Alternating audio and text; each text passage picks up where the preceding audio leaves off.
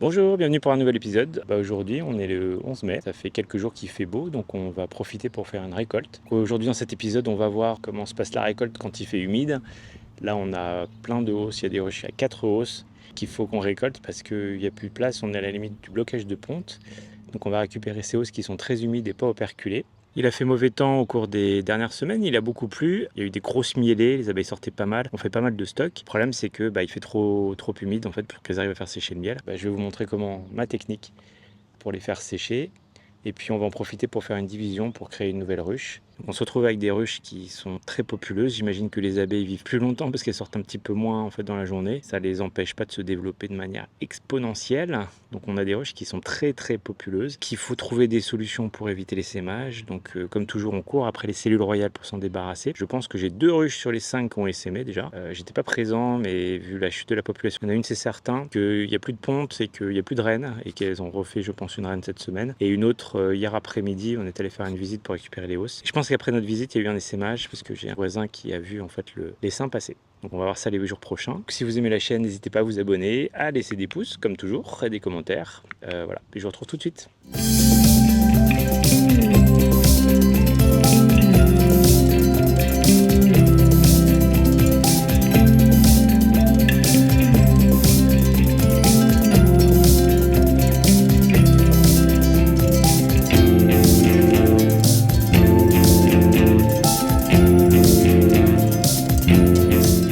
Donc voilà, on est au rucher au fond du jardin. Comme vous pouvez le voir, cette ruche-là, on l'a pas entière, mais elle a 5 hausses. Il y en a 2 qui sont, à mon avis, pas pleines. On va regarder ces 2 hausses-là et on va mettre un chasse-abeilles entre ces 2 hausses. Donc pourquoi on met un chasse-abeilles? C'est que le soir, quand la température baisse, les abeilles ont tendance à redescendre vers le couvain pour pouvoir le réchauffer.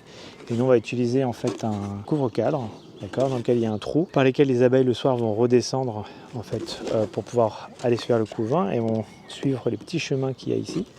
Et les chemins, elles ne vont pas les retrouver le matin pour remonter. Donc ça va nous permettre de ne pas avoir trop d'abeilles dans les hausses quand on va les récupérer demain matin. Et pouvoir faire du tri et regarder ce qu'on prend, ce qu'on ne prend pas, ce qui est un peu humide, ce qui n'est pas trop humide. Qui a bien été déshydraté et atteint en fait moins 20% d'humidité. Et surtout qui est operculé. Bon après, il n'y a pas grand chose operculé parce qu'elles ont du mal à faire sécher en ce moment. On va quand même le récolter et nous le faire sécher en chambre avec un déshumidificateur, un chauffage à 30 degrés et un gros ventilateur pour faire baisser le taux d'humidité du miel qui sont dans les hausses. Et pouvoir le récolter. Comme c'est du miel de colza, on ne tarde pas trop à le récolter parce que ça peut arriver que ça cristallise avant même d'être operculé, c'est-à-dire avant même d'avoir atteint les moins de 20% d'humidité. Voilà, on regarde ça tout de suite. Comme il fait pas très beau, aujourd'hui, elles sont un peu agressives parce qu'on les dérange alors que la température n'est pas idéale. Il n'y a rien d'operculé du tout, c'est génial. Un petit peu operculé. Hop, donc je pose le chasse-abeilles, comme on peut le voir, au milieu des abeilles qui ne sont pas du tout contentes. Allez hop.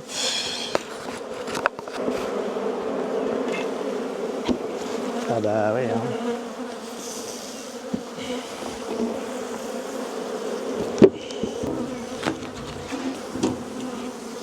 Voilà, comme on peut le voir, la récolte du mois de mai, elle est toujours compliquée parce que les conditions météo sont jamais trop là.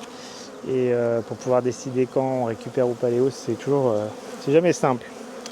Voilà, on va demain. Alors on est le lendemain de la pause du chasse-abeilles. On va récupérer ces 3 hausses là, on va peut-être prendre que les 2 premières parce que j'ai commencé à récupérer déjà sur l'autre rucher. Et il y a pas mal de hausses qui ne sont pas operculées, qui sont encore très humides. Donc il y a des fortes chances qu'on prenne que ces 2 là et qu'on laisse ces 2 hausses là. Mais c'était juste pour... j'ai mis la chasse-abeille pour faire vraiment redescendre tout le monde. Donc là elles sont un peu énervées parce que je pense qu'elles manquent de place. Donc on va regarder tout de suite. Donc on va sûrement déplacer sur la table là-bas.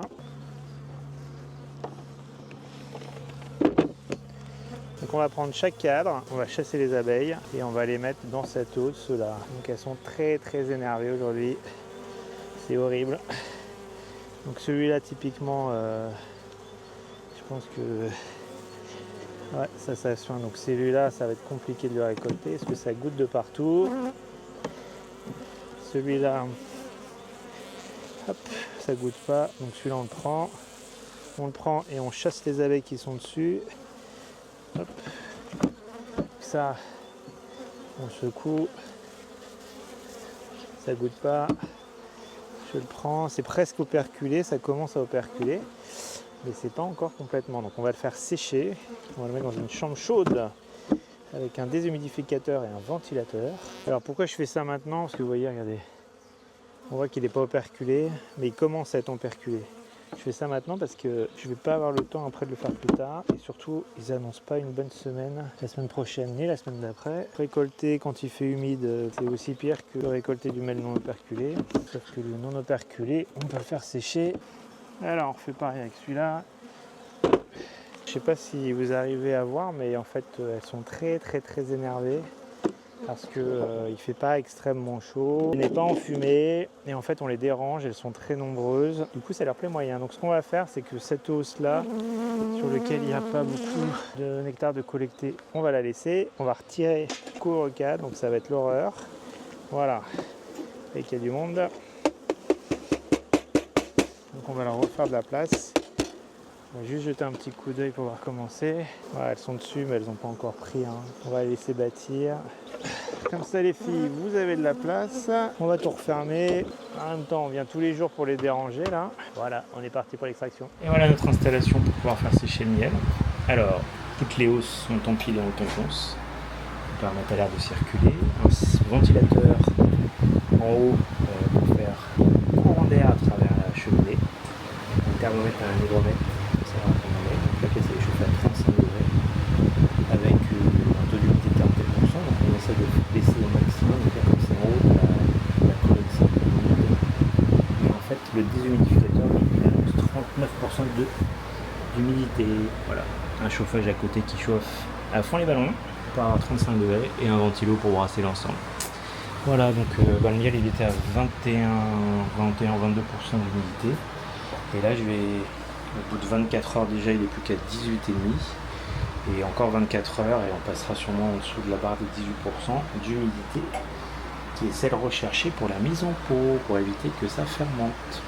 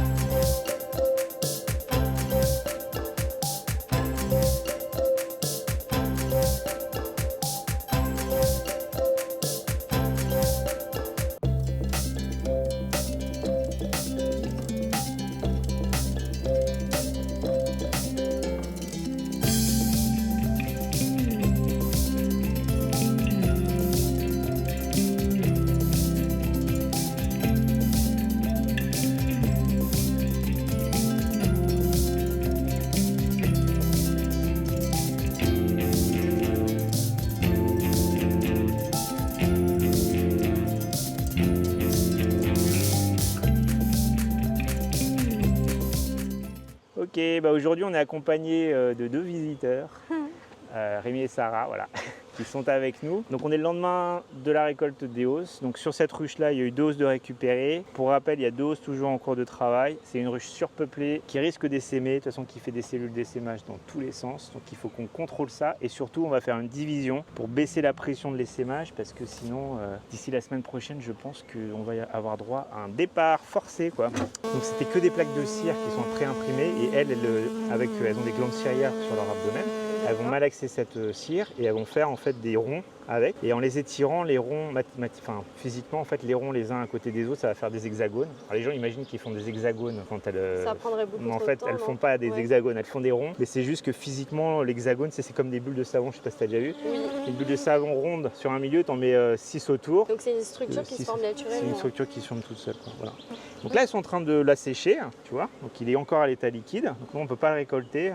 On le récolte que quand il est operculé. Bon, sur mes autres hausses, j'ai quand même récolté et je le fais sécher dans une chambre chaude pour baisser en fait le taux d'humidité. Donc tu vois, tout ça c'est plein, donc ce qui est super. Donc là, elle a tout rempli celle-là. Et celle d'en dessous, normalement, je l'ai posée il y a 5 jours. Donc cette hausse-là, elle est pleine. Une fois que tout sera OK pour la récolte, vous m'avez dit que c'est combien de kilos de miel?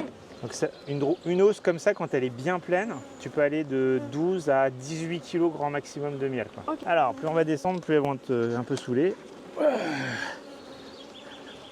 Et plus on va descendre, plus on va trouver d'abeilles. C'est cette fameuse hausse que j'ai mis la semaine dernière. Non, elle est déjà pleine. Oh, ça va une vitesse là. Donc je pense qu'il va falloir remettre des hausses la semaine prochaine. Donc tu vois ça, elles ont déjà étiré. Tout ça, c'était complètement... Attends, j'aimerais bien trouver un cadre pour te montrer comment ils étaient à l'origine. Ça a été rapide, hein? Elles sont hyper rapides, quoi. Mais il y a tellement d'abeilles dedans en fait que... Tu vois, quand je les mets les cadres, tu vois, ils sont comme ça. Tu vois, c'est une plaque de cire où il y a un pré-imprimé. Ça date d'il y a combien de jours? Ça, c'était il y a 5 jours, je crois. Ouais, 5 jours. Quand j'ai mis 5 jours, en fait, j'ai acheté parce que j'avais plus de cadres dont les cellules avaient déjà été formées. J'en ai acheté des vierges, donc on colle des... En fait, on prend des plaques de cire, on les découpe, il y a des fils, il y a des petits fils au milieu pour tenir l'ensemble. On fait passer l'électricité pour les faire chauffer, puis ça les colle, en fait. Et elles, ce qu'elles font, c'est qu'elles viennent étirer sur l'imprimé qu'il y a, et puis elles viennent former des cadres dans lesquels elles stockent du miel, quoi. Et comme là, il y a des miellés, c'est-à-dire qu'il y a beaucoup d'arbres, comme par exemple le marronnier qui est en fleurs. Enfin, attends, j'aurais bien voulu te montrer un endroit où elles sont en train d'étirer. Ben, en fait, ça les pousse à fabriquer de la cire pour stocker parce que tu vois là typiquement c'est là, tu vois, elles sont en train de l'étirer, tu vois, ça c'est la partie qui n'a pas été étirée et plus tu avances vers le milieu, plus elles ont étiré. En fait, elles étirent pas, c'est qu'elles malaxent, tu vois, elles font une sorte de chewing-gum avec la cire, c'est du gras qu'elles déposent, qu'elles chopent de leur corps. Puis t'en as qui ont la tête dedans là, je sais pas si tu vois. Elles sont en train de elles sont en train de finaliser la cellule pour qu'elle soit prête à recevoir du nectar. Donc ça, c'est des hausses. Donc tout ça, c'est ce qu'on récolte. Donc ça, on va le laisser là pour l'instant. Et on va rentrer dans le vif du sujet. Hop. Attends, je vais mettre... Il est comment le truc? Donc ça, c'est la grille à reine. Parce qu'on ne veut pas que la reine, elle monte pour pondre des œufs dans ses hausses. D'accord? Donc c'est une grille à travers laquelle elle n'est pas censée passer. Bon, j'ai une ruche sur l'autre rucher où la reine, elle a une taille mannequin et elle arrive à passer à travers la grille. Waouh. Panique pas. Donc ça, par contre, on va l'enfumer parce qu'il faut qu'elle descende. Une fois qu'elle a fumé, c'est plus cool. Ça, c'est un mâle. T'as vu comment il est balèze? Et ça, c'est une femelle. Tu vois la différence de taille? La discrimination. C'est clair.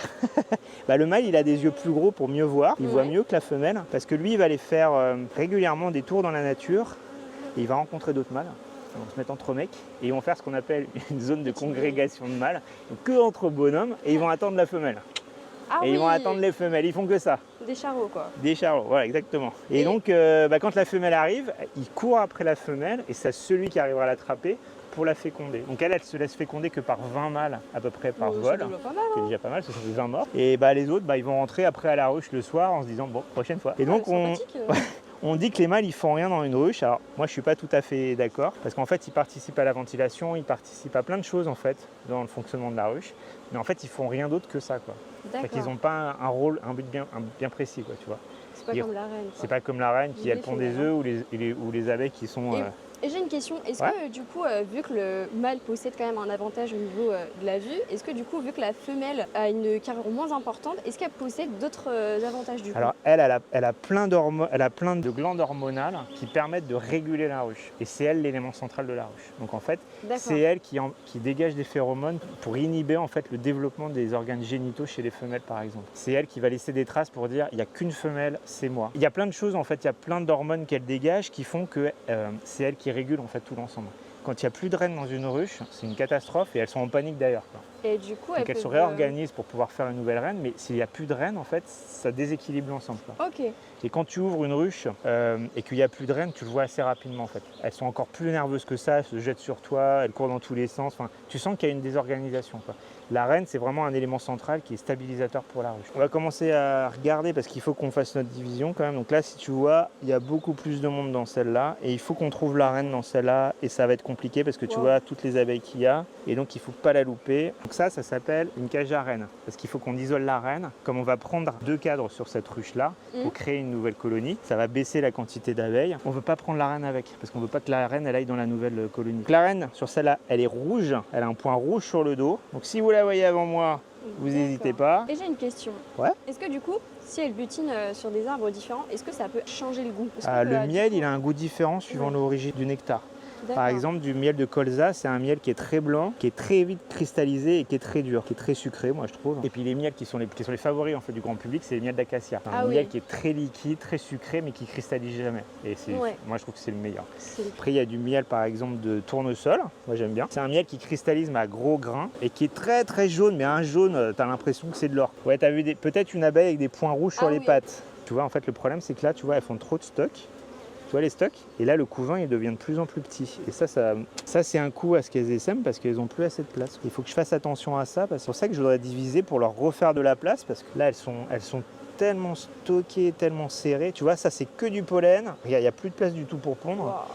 Que de la ponte, tout est fermé, tout est plein, il n'y a pas une seule cellule qui soit vide, quoi. Et ça c'est pas bon. Ah, elle est là. Vous la voyez? Ah super, elle est bien rouge en plus. Alors attention, on va l'attraper, on va l'isoler. Donc pour l'attraper, on la met dans la petite boîte et on attend qu'elle monte en essayant de ne pas l'écrabouiller. Alors ça la stresse énormément. Bon, je pense que j'ai coincé une abeille surtout. Voilà, donc elle est dedans. Tiens, si tu veux la prendre, voilà, il y a des abeilles qui vont sortir, mais la reine elle est à l'intérieur. Donc si tu veux regarder, tu vas la voir avec son point rouge, quoi. Ok? Alors, nous, ce qu'on va faire, c'est qu'on va prendre un cadre où il y a beaucoup de couvains. Voilà, donc moi, ce que je cherche là, c'est 2 cadres. Un cadre sur lequel il y a de la nourriture et un cadre où il y a beaucoup de couvains fermés. Ce qu'il nous faut, un cadre de nourriture, un cadre de couvains fermés. Et en fait, je voudrais créer ma nouvelle ruche à partir d'une autre ruche que j'ai sur mon autre rucher, où les abeilles, c'est la sœur de celle-là en fait. Les abeilles, elles sont super gentilles. Donc, je voudrais garder la génétique et le caractère de la super gentille. Celle-là, c'est une qui vient d'un autre rucher qu'on a acheté, de la reine. Et elle a un petit peu plus agressif, quoi. Donc je voudrais pas en fait faire une nouvelle ruche à partir de celle-là. Je voudrais faire une nouvelle ruche à partir d'une ruche sympa, quoi.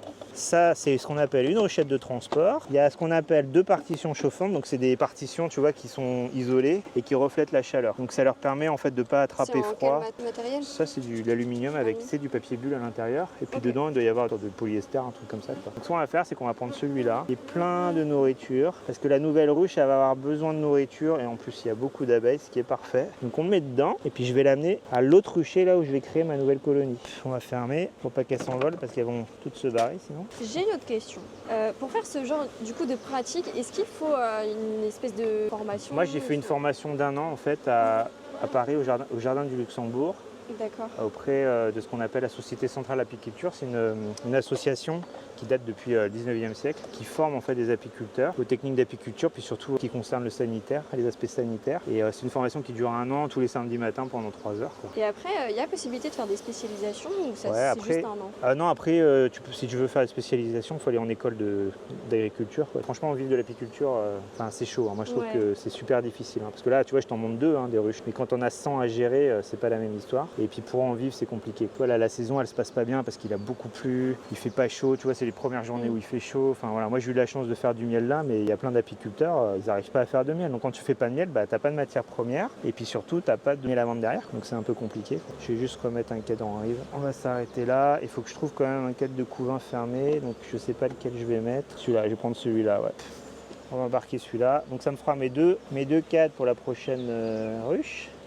Et d'où est venue votre passion pour moi j'aime bien la nature de manière générale. Et quand j'étais gamin, sur un marché, un jour il y avait un apiculteur qui avait une ruche, tu sais, qui est sous plaque de verre. Ouais. Et en fait tu pouvais l'ouvrir comme ça. Donc c'est juste un cadre sur lequel il y a la reine, toute l'organisation d'une ruche, mais sur un seul cadre. Et le mec il avait fait une démo, et je sais pas, étant gamin ça m'a marqué, j'avais trouvé ça mais génial, quoi. Toute l'organisation, il avait expliqué tout ça.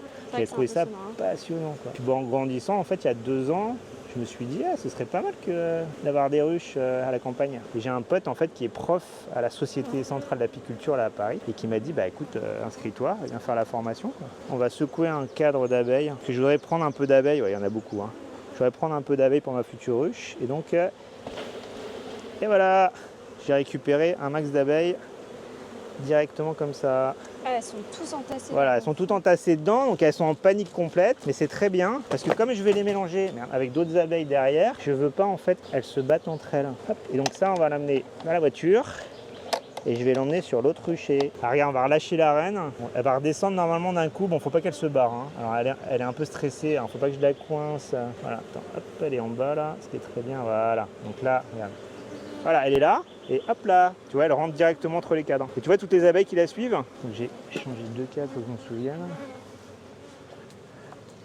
Et donc cette ruche-là qu'on a fabriquée, elle, dans 1 heure, elles vont se dire, mais on est où? On n'a plus de reine. Comment on va faire? Elles vont être désorganisées. Elle va être désorganisée, ça va être la panique complète. Donc ce qu'elles vont faire, c'est que, bon, je vais remettre un autre cadre en fait de l'autruche. Elles vont prendre en fait une cellule sur laquelle il y a un œuf de moins de 3 jours. Et elles vont étirer une cellule spéciale qu'on appelle une cellule royale. Et à l'intérieur, elles vont développer une reine. Et la reine, elle va naître dans 21 jours. C'est un nouveau cycle qui recommence parce que cette nouvelle reine, elle est vierge. Et donc elle va aller faire son vol de fécondation en 3 semaines, et quand elle va revenir, elle sera prête à pondre. Et c'est une nouvelle ruche qui, en fait, un nouveau cycle qui recommence, quoi. Et c'est hyper, franchement, c'est hyper facile à faire. Tu vois, tu prends 2 cadres comme ça où il y a de la nourriture, du couvain fermé, du couvain ouvert, un nouveau cadre, tu la mets dans une nouvelle ruche, t'attends un mois, Ouais. et au bout d'un mois, c'est parti. Alors regarde, elles font un truc, tiens, approche-toi. Elles font un truc, je sais pas si tu en vois certaines, regarde. Celles qui ont le cul en l'air, là, tu vois. Ouais. Tu vois une petite glande blanche derrière, tu peux t'approcher si tu veux, hein. Tu vois une petite glande blanche derrière qu'elles mettent en apparence, qu'elles découvrent en fait si tu veux.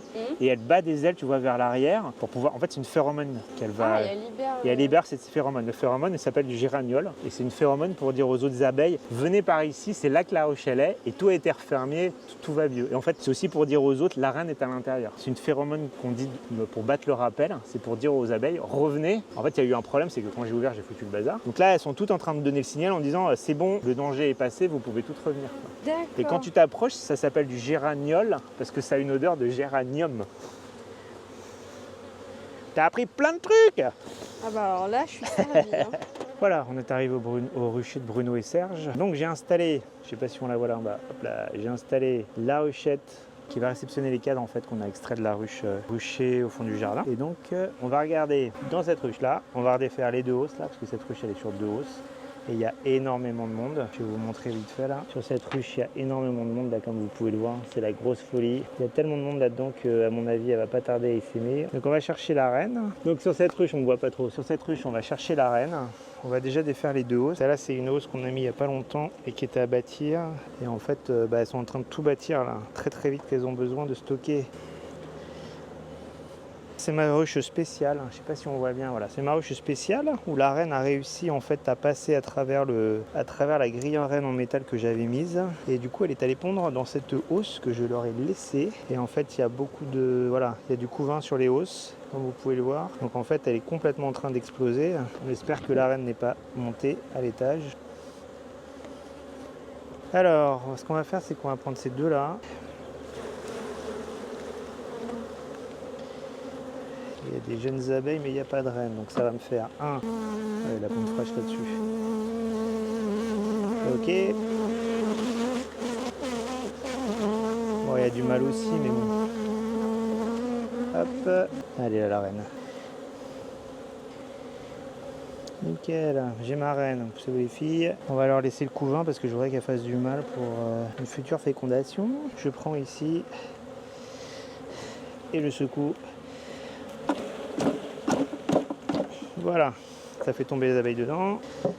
Allez, on va redescendre la reine.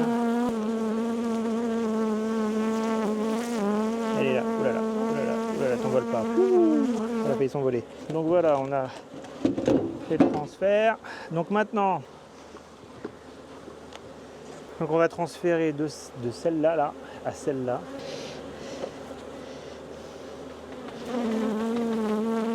Un bel essaim quand même. Donc les 2 cadres qui nous intéressent, ceux-là. Donc on va prendre un cadre de partition. On va directement mettre le 1, 2, 3, 4. On va mettre un cadre de partition ici. Hop, comme ça elles seront directement au chaud. Ça c'était couvain ouvert, du couvain fermé. Ouais, je vais me mettre là. Oh là là, ça déborde là. Le dernier cadre qui était de la nourriture, donc je vais le mettre en rive. 1, 2, 3, 4. Ouais, j'aurais dû tout décaler d'un grand en fait, c'est pas grave.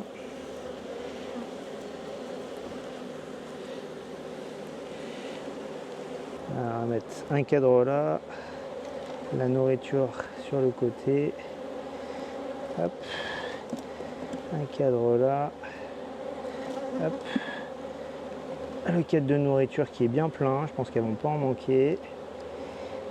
Et puis il aurait fallu que je leur mette à bâtir, mais j'en ai plus. Donc celle-là, on tape un coup par terre. Il y a beaucoup d'abeilles. Hein.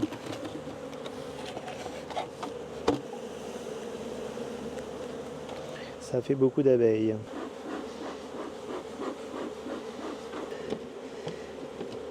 Voilà. Ok, voilà. Donc je vais remettre un cadre dedans et puis ce sera bon. Il n'y a plus qu'à nourrir. Et la division est faite. Voilà, merci d'avoir regardé cet épisode. J'espère que ça vous a plu, que vous avez appris des choses. On va refaire sûrement une récolte, probablement dans un mois, à la vitesse à laquelle les hausses se remplissent. Je leur ferai une petite vidéo dessus. Dans tous les cas, si vous aimez la chaîne, n'hésitez pas à vous abonner, à laisser des pouces, à laisser des commentaires. Et puis, je vous dis à très bientôt. Ciao!